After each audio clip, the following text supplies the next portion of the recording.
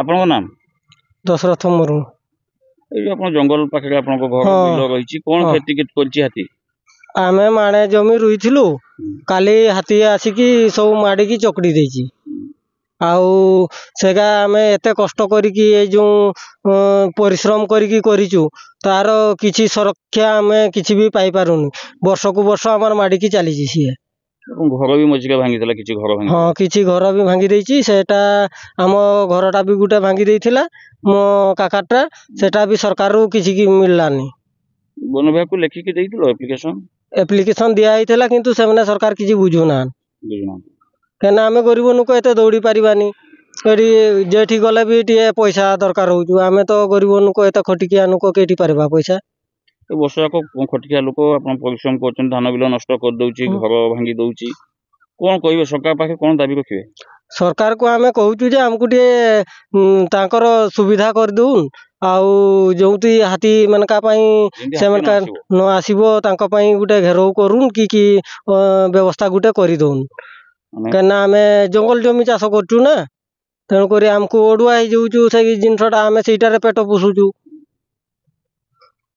आपन नाम लखन हेबरम ए जो जंगल पाखे आपन घर हाँ आज्ञा कौन कहबे केते चाष जमी नष्ट करछि घर द्वार भांगुछि कौन कहबे हाँ घर भी भांगुचंती तापरे ये चाष जमी भी माडुचंती आउ कौन करवा आपन टिके व्यवस्था करूँ तो आमको टिके सहयोग करवा ये चाष जमी नष्ट हो गला तो मूलिया मजूरी खर्च करके आम चाष करूछु आपन टिके केमती के आमको टिके सहाय्य करिवे आ से चाष नष्ट हो गले आपन पाखरे खबर जीवो आपन टिके बंदोबस्त करिवे घर भांगुची आपन गाँ रो अनेक घर भांगी जाती कोन कहबे हां हां घर भी भांगुछु केतेले चुपकी एका एका चली आसंती आ गुठुआ ने तो जानी पकईबा जे ये तो आसुचंती माने चुपकी केतेले आसी तार कही होनी बुलुची आज तो आज भी अछंती हमर जंगल रो हां केते वन विभाग पक्ष कोन व्यवस्था कर हां वन विभाग द्वारा आपन कोन व्यवस्था करचंती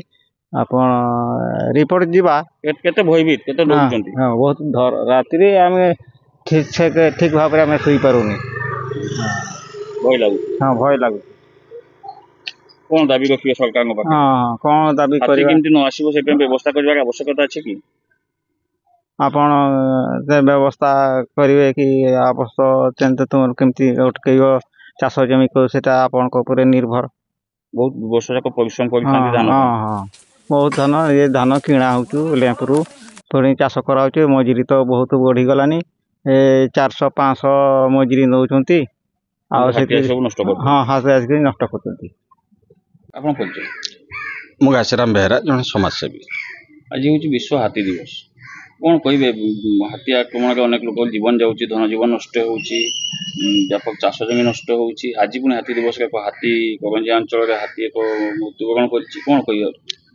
देखंतु आमर जो प्रक्रिया को जदि आमे देखिबा जीवन प्रक्रिया को तबे जैव विविधता सांग को संतुलन रक्षा दिगरे हाथीर महत्वपूर्ण भूमिका रही किंतु हाथी गोटे निरामिष जीव एवं शांतिप्रिय विश्वस्त जीव किंतु आजिर समय रे जो मनीष आधुनिकरण मुहा है कि शहरीकरण बढ़ुची फल जो जंगल पहाड़ यही सब रही जो माफिया मानकर विभिन्न चोरा बेपार व्यवहार है बेलू पहाड़ ब्लास्टिंग होची बण रे गछ नाही बाध्य है कि हाथी आज गाँ मुहा होची खाद्य अन्वेषण रे जो विभिन्न समय हाथी मनीष लड़ाई होची केतबेले हाथी मरुची तो केतबेले मनीष और जीवन जाउची किंतु हाथीर सुरक्षा दिगरे राज्य सरकार एवं केंद्र सरकार उभय चिंता करिवार आवश्यकता अछि मात्र सरकारी स्तर रे जो कार्यक्रम होउछि एवं कार्यक्रम पई जो व्यय बराद होउछि व्यय बराद हाथी नारे चामुके खर्च होउथला बेले ए धड़ा हाथी ताकू हरिलुट करी ବଡ଼ ବଡ଼ ପୁଞ୍ଜିପତି ସାଜୁଛନ୍ତି। ଏହାକୁ ନିୟନ୍ତ୍ରଣ କରିବାର ଅଛି ଏବଂ ଧନ୍ୟବାଦ ଦେବି ଏବେ ରାଜ୍ୟ ସରକାରଙ୍କୁ ଯେଉଁ ଭଳିଆ ପଦକ୍ଷେପ ନେଇଛନ୍ତି। ଜଙ୍ଗଲରେ ଧାନ ଚାଷ ହେବ ହାତୀମାନଙ୍କ ପାଇଁ, ଏ ଗୋଟେ ସ୍ୱାଗତଯୋଗ୍ୟ ପଦକ୍ଷେପ। କିନ୍ତୁ ସରକାର ତା ଉପରେ ତଦାରଖ ବ୍ୟବସ୍ଥାକୁ ଜୋରଦାର କରିବାର ଆବଶ୍ୟକତା ଅଛି। ନଚେତ୍ କେବଳ ହାତୀ ନାଁରେ ଧଳା ହାତୀ ପାଳିବା ସାର ହେବ। କିନ୍ତୁ ହାତୀକୁ ଗୋଟେ ସମୟ ଥିଲା ହାତୀ ଦେଖିବା ଗାଁରେ ସ୍ୱପ୍ନ ହେଉଥିଲା। କିନ୍ତୁ ଆଜି ଆମ ଅଞ୍ଚଳରେ ଦେଖନ୍ତୁ, ଆମ ଅଞ୍ଚଳ ବୋଲି କହିବା ଠିକ୍ ହେବନି, ମୁରଡ଼ା ଅଞ୍ଚଳ ବୋଲି କହିବା ଠିକ୍ ହେବନି, ସାରା ମୟୂରଭଞ୍ଜରେ ବର୍ଷ ସାରା ଗାଁ ପାଖରେ ହାତୀ ରହୁଛି। ଗାଁ ଜଙ୍ଗଲରେ ହାତୀ ଡେରା ପକାଉଛି, ରାତି ହେଲେ ଗାଁକୁ ଆସୁଛି, ଖାଦ୍ୟ ଅନ୍ୱେଷଣରେ ଘର ଭାଙ୍ଗୁଛି, ଫସଲ ନଷ୍ଟ କରୁଛି। ନିରୀହ ଚାଷୀ କି ଗ୍ରାମବାସୀ ମାନେ ସବୁବେଳେ ଆତଙ୍କ ଭିତରେ ଜୀବନ କଟାଉଛନ୍ତି। ଏ ଆମ ବ୍ୟବସ୍ଥା ପ୍ରତି ଗୋଟେ ଆହ୍ୱାନ। ତେଣୁ ଏ ଆହ୍ୱାନର ମୁକାବିଲା ପାଇଁ ପ୍ରଶାସନ ଏବଂ ରାଜ୍ୟ ସରକାର ଉଭୟ ସଚେତନ ହେବାର ଆବଶ୍ୟକତା ଅଛି ଏବଂ ଲୋକଙ୍କୁ ସୁରକ୍ଷା ଦେବା ସହିତ ହାତୀର ଜୀବନ ଧାରଣ ପାଇଁ ଆବଶ୍ୟକ ବ୍ୟବସ୍ଥା ପ୍ରତି ଗୁରୁତ୍ୱ ଦେବାର ଆବଶ୍ୟକତା ଆଜିର ସମୟରେ ରହିଛି। ନଚେତ୍ ଆଗାମୀ ଦିନରେ ହାତୀ ମଣିଷ ଲଢ଼େଇ ବଢ଼ିବା ସହିତ କେତେବେଳେ ହାତୀର ଜୀବନ ଯିବ ତ କେତେବେଳେ ମଣିଷର ଜୀବନ ଯିବ। ତେଣୁ ମୁଁ ଅନୁରୋଧ କରିବି ରାଜ୍ୟ ସରକାରଙ୍କୁ ଏଥିପ୍ରତି ଗୁରୁତ୍ୱ ଦେଇ ପଦକ୍ଷେପ ନେଇ ହାତୀକୁ ସୁରକ୍ଷିତ ବିଚରଣ ପାଇଁ ଜଙ୍ଗଲରେ ପରିବେଶ ସୃଷ୍ଟି କରିବାର ଆବଶ୍ୟକତା ଆଜିର ଦିନରେ ରହିଛି। ଆଜି ଆପଣ ପରିଚୟ? ମୁଁ Ghanashyam Singh, range officer, Rajkumarpur range. ଆଜି ହେଉଛି ବିଶ୍ୱ ହାତୀ ଦିବସ। ଆଜ୍ଞା। ତ ଆଜି ଉକ୍ତ ଅଞ୍ଚଳରେ ମୁଗୁଡ଼ା ଯେଉଁ ରାଜନପୁର ରେଞ୍ଜ ଅଞ୍ଚଳରେ କେତେ କ୍ଷୟକ୍ଷତି ହେଇଛି, କେତେ ହାତୀ ମୃତ୍ୟୁବରଣ କରିଛନ୍ତି, କେତେ ମଣିଷ ଇଞ୍ଜର ହେଇଛନ୍ତି, କ'ଣ କହିବେ ଏବଂ ସେଥିପାଇଁ କ'ଣ ପଦକ୍ଷେପ ବିଭାଗ ତରଫରୁ ନିଆଯାଉଛି?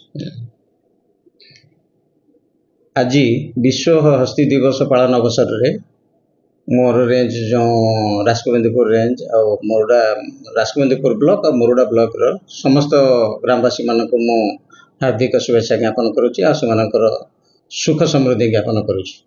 ତ ଆପଣ ଜାଣିଛନ୍ତି ଯେ ଏଠି ଆମର ଦୁଇ ପ୍ରକାର ହାତୀ ସବୁବେଳେ ଆସୁଛନ୍ତି। ଗୋଟେ ମାଇଗ୍ରେଟେଡ୍ ଏଲିଫେଣ୍ଟ, ଯେଉଁଟାକି ବର୍ଷ ଯାକ ବି ଏବେ ଆସିଲେଣି, ଆଉ ଯେଉଁଟାକ ଆମର ରେସିଡେଣ୍ଟାଲ ହାତୀ, ସିଏ ତ ବର୍ଷ ତମାମ ରହୁଛନ୍ତି, ଯେଉଁଟାକି 30-40ଟା ପାଖାପାଖି ରହୁଛନ୍ତି।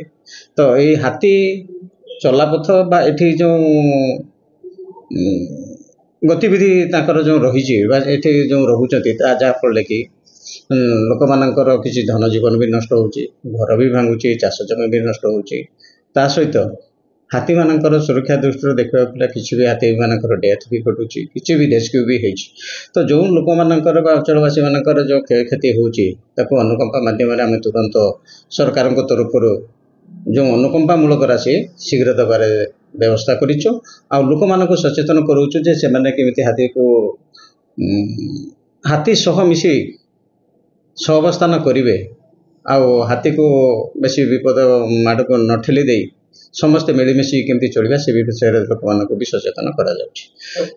ହାତୀ କେତେ ମୃତ୍ୟୁବରଣ କରିଛି? ଆଚ୍ଛା, ଆମର ଏଠି ଦୁଇଟି ହାତୀ ମୃତ୍ୟୁବରଣ କରିଥିଲେ ଆଉ 3 ଜଣ ଲୋକ ମୃତ୍ୟୁବରଣ କରିଛନ୍ତି। 8 ଜଣ ଲୋକ ଏଠି ଇଞ୍ଜର୍ଡ ହେଇଛନ୍ତି ଆଉ 2ଟି ହାତୀ ତାଙ୍କୁ ରେସ୍କ୍ୟୁ କରିକି ଜଙ୍ଗଲରେ ସୁରକ୍ଷିତ ଭାବରେ ଛଡ଼ାଯାଇଛି। ଏବଂ ଚାଷ ଜମି ନଷ୍ଟ ହେଉଛି, ସେଥିପାଇଁ ଲୋକମାନେ ପ୍ରତିଷ୍ଠ ହେଲେଣି ବନ ବିଭାଗ ପ୍ରତି। ତାକୁ ନେଇ କ'ଣ କହିବେ? ହାତୀର ସ୍ଥାୟୀ ସମାଧାନ କେମିତି ଆସିପାରିବନି, କ'ଣ ବ୍ୟବସ୍ଥା ରହୁଛି ବର୍ତ୍ତମାନ ବନ ବିଭାଗ ପକ୍ଷରୁ? ନିଶ୍ଚିତ ଭାବେ ଯେତେବେଳେ କ୍ଷୟକ୍ଷତି ହେଉଛି, ଥରେ ନୁହେଁ ଅଧେ ନୁହେଁ, ବର୍ଷ ଯାକ ଯେତେବେଳେ ଆପଣଙ୍କର କ୍ଷୟକ୍ଷତି ହେଉଛି, ଚାଷୀ ବି କେତେ ସେ ଧୈର୍ଯ୍ୟ ଧରିକି ରହିପାରିବ। ତ ତେଣୁ ତାକୁ ଯେଉଁ ଅନୁକମ୍ପା ଦିଆଯାଉଛି ତା ପାଇଁ ସଫିସିଏଣ୍ଟ ହେଉନାହିଁ। ତାକୁ ଅନୁକମ୍ପା ରାଶିକୁ ବଢ଼ାଇବା ପାଇଁ ବି ସରକାରଙ୍କ ତରଫରୁ ଚାଲିଛି ପ୍ରସ୍ତୁତି, ଯେମିତି ଆପଣଙ୍କର ଲୋକ ଡେଥ୍ କଲେ ଯେମିତି ଅଧିକା ପାଉଛନ୍ତି, ତେଣୁ ସେହି ହିସାବରେ ଚାଷ ଜମି ନଷ୍ଟ ହେଲେ ଅଧିକା କେମିତି ସେମାନେ ପାଇପାରିବେ ସେ ଦିଗରେ ବି ସଚେତନ କରାଯାଉଛି।